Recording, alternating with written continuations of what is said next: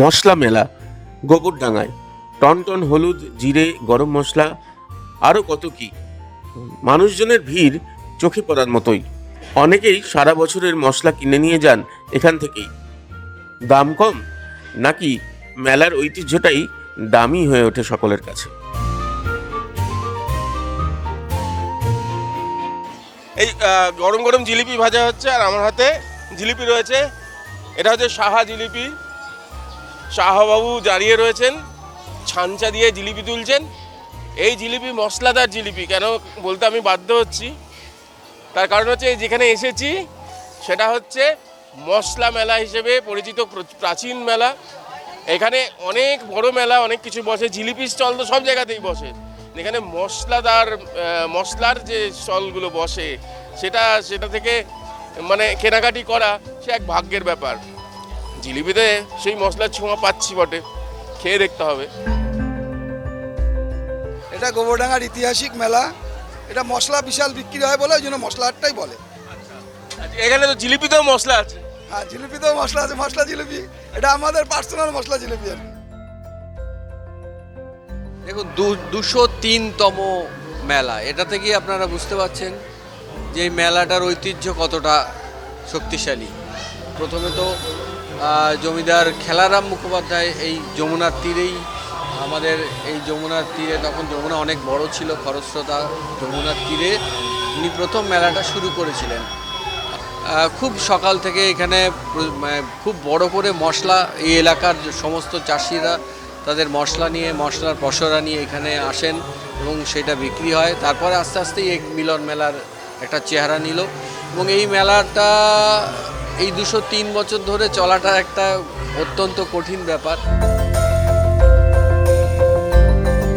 বাজারের থেকে একটু কম দামে এখানে পাওয়া যায়, যার জন্য এখানটায় ভিড় হয়। আজ 203তম মেলা চলছে। এটা জমিদাররা লৌকো নিয়ে এখানে যমুনায় এই মশলা নিয়ে যেত, সেই দেখে আমাদের বাবু ঠাকুরদা সকল সময় আমরা এইটা দেখেছি। এবং এই 203তম মেলা আমরা আজ 7 থেকে 10 কুইন্টাল মাল আমরা বিক্রি করি। 200 বছর পেরিয়ে 203 বছরে পা দিয়েছে। এই আমার হাতে দেখছেন মশলা, এটা হচ্ছে হলুদ। এখানে 3 রকমের হলুদ পাওয়া যায়, 3 রকমের হলুদ, এবং সেটা বড় বাজারেও পাবেন না। হ্যাঁ, 3 রকম আমার হলুদ আছে। একটা লোকাল দেশি হলুদ আছে, এটা আমরা 180 টাকা করে পাইকারি বিক্রি করছি। একটা পাটনাই আছে হিরটের, এটা হচ্ছে আমরা 200 টাকা করে কেজি বিক্রি করছি।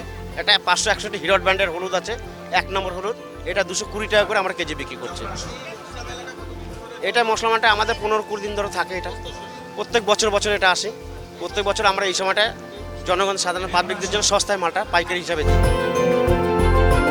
মাঝে মাঝে আমার ভুল হয়ে যাচ্ছে যে দোলের সময় বোধহয় দোলের কোনো মেলায় এসেছি আর আবিরের সামনে দাঁড়িয়ে আছি, কিন্তু তা নয়। 3 রকম হলুদ।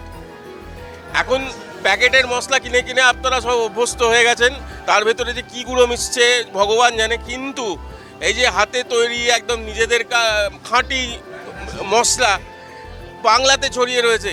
3 রকমের হলুদ আমি আমার জীবনেই প্রথম জানলাম।